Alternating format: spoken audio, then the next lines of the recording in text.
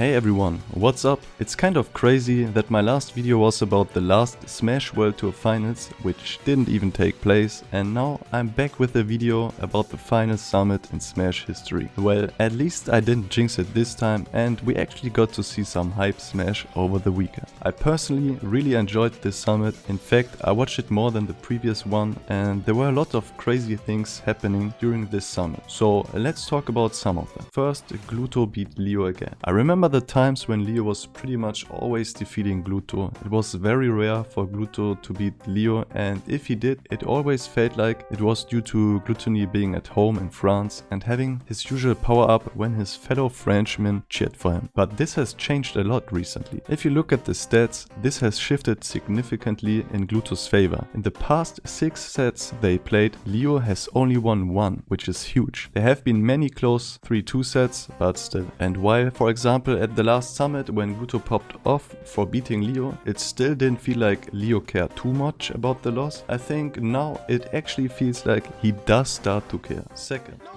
Back air. Oh, he does it! Holy shit, Gluto! Gluto in the corner, won him that set. Looking for so many back airs and that time finding an F tilt on the roll. Second, Spago finished in last place. I know it's strange to say someone placed last in an invitational, and it's also somewhat unfair since an invitational is always super stacked and even the best players can go 0-2 in such a bracket. It's still very weird to me that Spago did. I don't know if it was due to him not giving it his all at the beginning, but he really underperformed this summit. Moreover, I don't want to fuel the hate, but I want to give my opinion on Spago's tweet just before summit. He tweeted that he feels highly motivated, not because he's trying to be the best, but because he believes he already is the best and just needs to show it. Of course, this tweet got a lot of hate afterwards since it aged poorly, but I don't think Spago meant it in a bad or arrogant way. I mean, you have to believe in yourself to get others to do so, and I felt like it was more of a motivational tweet for himself. In any case, Void beat Spago in round 1 of the loser side of the bracket. He clutched it out with a raindrop to up smash. Void also mentioned how he felt that Spago's body language changed from game 3 onwards when he was really getting into the game. I mean, I could tell like Spago was a lot more worried about, you know, maybe getting 13th than he was about beating me in the moment.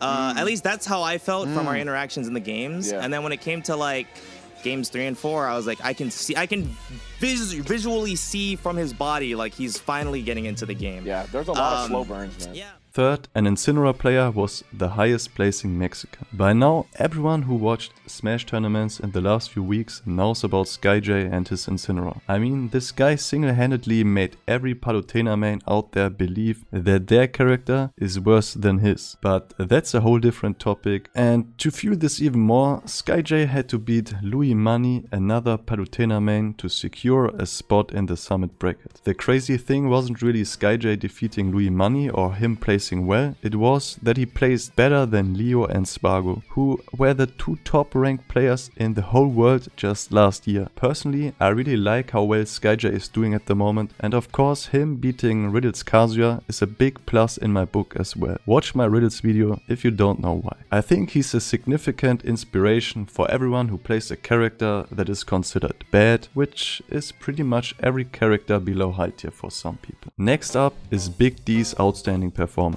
From one mid-tier solo main to another, Big D and his Ice Climbers had an even more impressive performance. Despite Big D struggling a lot in his pools, where he had to face a lot of bad matchups like Protoss Min Min, Tweak Sephiroth and Aaron's Cloud, he fought his way back to the winner's side of the final bracket through the gauntlet phase. On his way to the winners finals, he not only beat Kurama's Mario, but also Japan's best player, Steve Main Acolas, in an apparently very challenging matchup. I didn't know it's so bad because I've never seen it. I think a lot of people have a low opinion of Ice Climbers. I'm sorry I put them in low tier. I'm sorry, okay?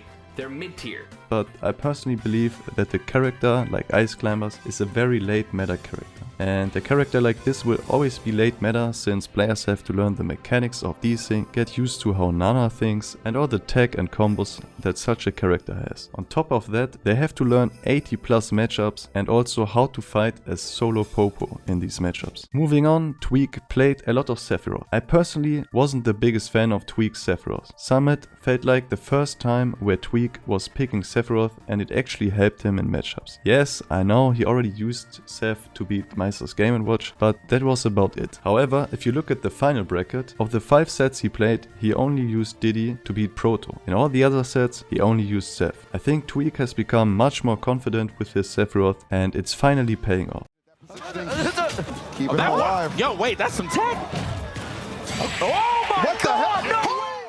Last but not least, Acolas losers run to win the tourney. Acola was quite dominant in the early group phase, but in the winner's side of the final bracket, as I already mentioned, he lost to Big D's Ice Climbers in winners round 1. So he had to make a crazy losers run to still win Summit, and that's what he did. In round 2 of losers, no other than MK Leo was waiting. Someone who he had never beaten before, not even taken a single game off. This time, however, he 3-0'd him. He proceeded to beat Gluto 3-0 afterwards as well, then his fellow countryman Proto Banham in a very close 3-2 set, followed by Kurama and Big D in the runback of losers finals. In grand finals, he then beat Tweak Sephiroth twice. One last thing that I didn't expect, for me, watching grand finals was somewhat underwhelming, somewhat boring. I don't know, maybe it was the matchup Thief versus Sephiroth or something else, but it wasn't as hype as I expected. I think those were my highlights of the tourney. Of course, so much more stuff happened in the games which we could talk about, but I wanted to keep this video short. So how did you like the last Smash Summit? Whose performance baffled you the most? What highlights did I forget about? Let me know in the comments.